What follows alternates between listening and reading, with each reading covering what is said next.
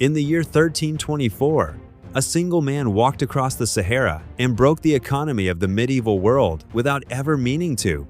His name was Mansa Musa, ruler of the Mali Empire, and by some estimates, the richest human being who has ever lived, richer than any king, any pharaoh, any billionaire history would later produce.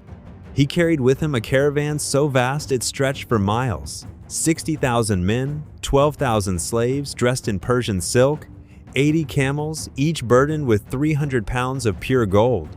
When he passed through Cairo on his pilgrimage to Mecca, he gave away so much gold to the poor and the merchants that the value of gold in Egypt collapsed for the next 12 years.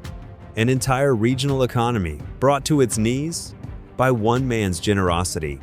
Mapmakers in Europe heard the stories and drew him into their atlases.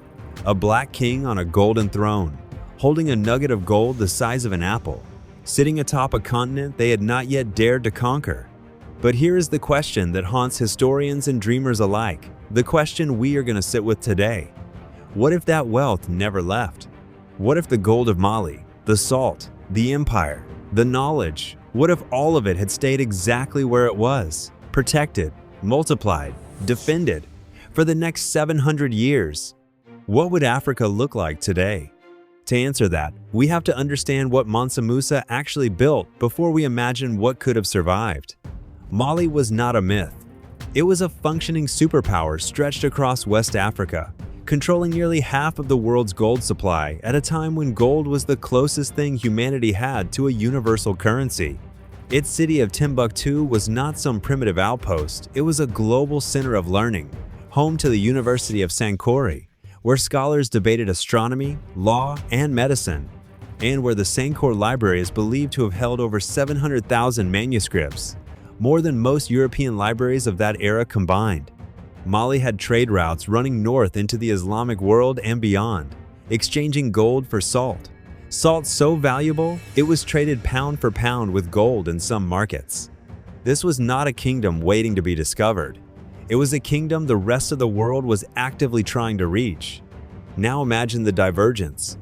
Imagine that after Mansa Musa's reign, his successors did not fracture the empire through succession crises and civil war, the way Mali's rulers actually did within a century of his death. Imagine a Mali that professionalized its gold reserves, the way modern nations build sovereign wealth funds, reinvesting bullion into infrastructure, into fortified trade cities, into a standing navy along the West African coast, decades before Portuguese caravels ever appeared on the horizon. Because that is the second fork in this alternate timeline, and it is the one that matters most. The Portuguese arrival in the 15th century was not simply an accident of European ambition. It succeeded because West African states, weakened by internal division, could not present a unified front. A Mali still holding the wealth, cohesion, and military technology it possessed under Mansa Musa would have met those first ships not as a vulnerable coastline, but as a continental power with its own fleets, its own gunpowder, its own leverage at the negotiating table.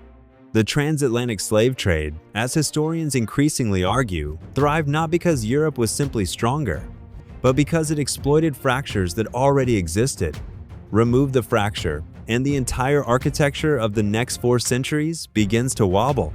Picture it, a West Africa that entered the age of global trade not as a resource to be extracted, but as a partner that set its own terms, the way China or the Ottoman Empire negotiated with European powers on relatively equal footing for centuries.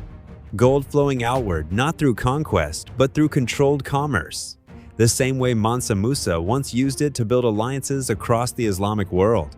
Timbuktu, instead of being reduced to ruins and myth, becoming what Oxford or Bologna became in Europe, a permanent seat of global scholarship, its manuscripts studied today not as rare surviving fragments, but as a living, continuous tradition. Mali's descendant states investing gold into shipbuilding, into universities, into fortified ports up and down the coast, the same instinct that built Venice or the Dutch Republic on far smaller fortunes. It is not a fantasy to say Africa could have industrialized on its own terms. It is a mathematical possibility. Once you remove the centuries of extraction that actually happened. And this is where the story turns heavier, because we are not just imagining a wealthier Africa, we are imagining a different global order entirely. The transatlantic slave trade forcibly removed an estimated 12 million people from Africa, a number so large it reshaped the population, labor, and political trajectory of an entire continent for centuries. If that wealth, that cohesion, that leverage had remained intact, the economics that made the slave trade profitable for European empires may never have aligned the way they did. Colonial powers scrambled for Africa in the 19th century, in large part because they perceived weakness, disunity, resource-rich land, without the military infrastructure to defend it at scale. A Mali-descended West Africa with 7 centuries of preserved wealth and centralized power is not the same board. The so-called scramble for Africa, the arbitrary borders drawn by European diplomats in Berlin in 1884 that still cause conflict today, might simply never have happened in the form we know it. Nations we now call developing might instead be counted among the world's oldest continuous economic powers, sitting at the same table as Britain, France, and the nations that colonized them. Of course, we have to be honest with the weight of this question.